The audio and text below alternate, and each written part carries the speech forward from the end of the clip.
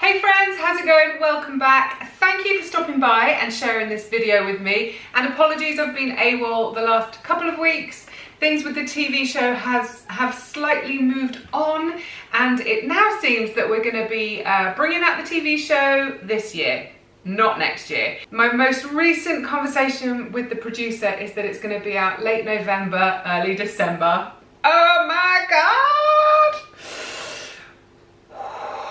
It's gonna be fine. The book is not gonna be out at the same time of the show at this rate. We were kind of banking on January, possibly even February for the show coming out, so the book is not going to be done in time, unfortunately. Anyway, as you can imagine, things are a little bit hectic around here for me at the moment. I've got to go up to London in a week or two to do the voiceover part, so we've been busy writing the scripts to kind of glue each episode together. So I have seen the rough edits of 5 of the 6 episodes. I'm going to watch the other one tonight, and it's looking very exciting. I can't wait for it to be out there and for you guys to see it. It's nuts. And Cornwall looks just so scrumptious. Oh, I'm so excited. Anyway, let's crack on with today's recipe. This is for all of you that are carving pumpkins for your littlies this year. Don't throw the flesh away. Make this healthy pumpkin dip instead, and you won't regret doing it, actually. And even if you're not carving a pumpkin, then still put this on your to-do list this autumn, because it is healthy, but it's also really, really tasty. Now, the pumpkin I'm using, I've actually defrosted out of my freezer. This is one that I grew last year. Actually, I grew a heap of them last year, and they've all been diced up and frozen. So this one is defrosted, ready to go.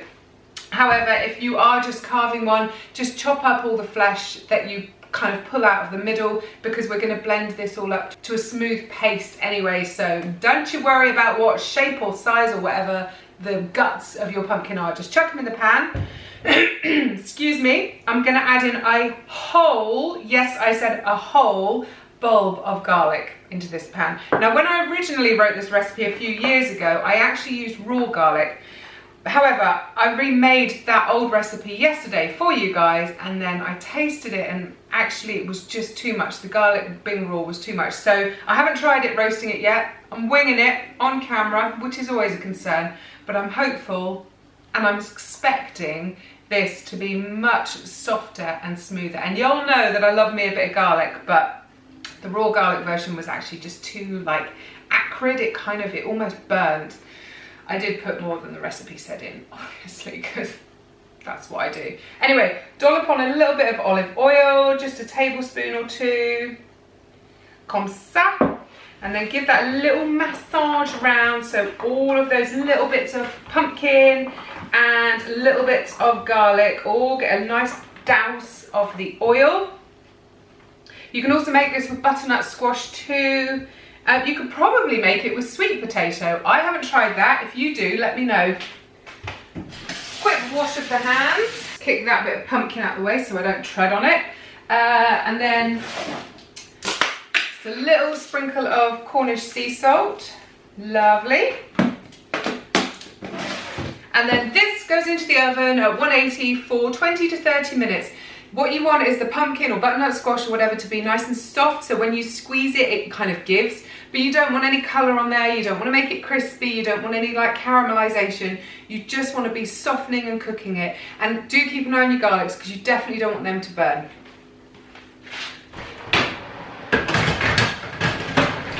So, I'll see you in 30 minutes. Once your pumpkin is out of the oven, let it cool down until the pan is cool enough to touch. And that means that the pumpkin's not going to sweat and make like a really wet, slimy kind of dip. It's going to be cool enough to blend together really, really well. Then tip all your lovely pumpkin and garlic into a food processor. And I do need to say, my kitchen smells so good right now. Oh, that roast garlic smell is delicious. And into that, we're going to pop in the tahini. Full recipe, as always, can be found in the description box below. If you haven't used tahini before, it's just a paste. It's kind of like peanut butter, but instead of being made of peanuts, it's made of sesame seeds. It's very tasty, very good for you. Whack that on. And then blend that all up until it's a nice smooth paste. And you kind of want it to look like hummus. And actually, it's not going to taste far off either. And now I'm going to add in the lemon juice from half a lemon. And blend that back up again.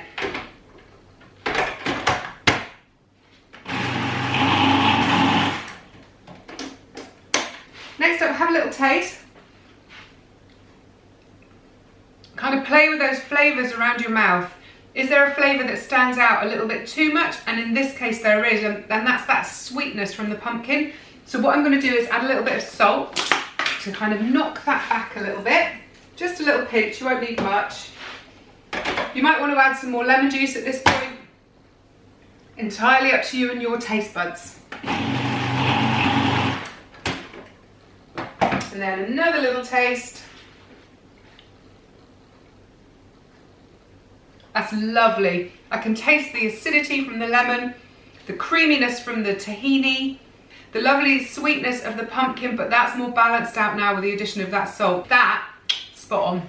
And now it's simply a case of loading it up into a little bowl. And then finally, for a little chefy touch, I'm just going to add a sprinkle of poppy seeds, just for a little bit of contrast and colour. And there we have it, my friends, my very tasty, healthy pumpkin dip. And just to make sure it really does taste as good as it looks. That is delicious. So there we have it for another week. I hope you enjoyed that really quick and easy little recipe, and I hope you give it a go. It's really, really tasty. Even though it's got that horrible word healthy in there, it's really a yummy dip. And if you can give this to kids instead of all that lovely sugary crap they normally get at Halloween, then well done you. So I'm going to try really hard to get back on my weekly posting schedule, but over the next 2 months, please appreciate that my world is utterly crazy. So if I don't show up, don't panic, there's nothing wrong. I'm just buried under scripts and book drafts and recipes and all the kind of stuff that goes into making a TV show and a cookbook that I had no idea was part of the process. This is quite a steep learning curve for yours truly. Have a fabulous week ahead, my lovely people. Have a great weekend, whatever you're up to, and I'll catch up with you all, hopefully, next week. Until then, see ya. Booyaka.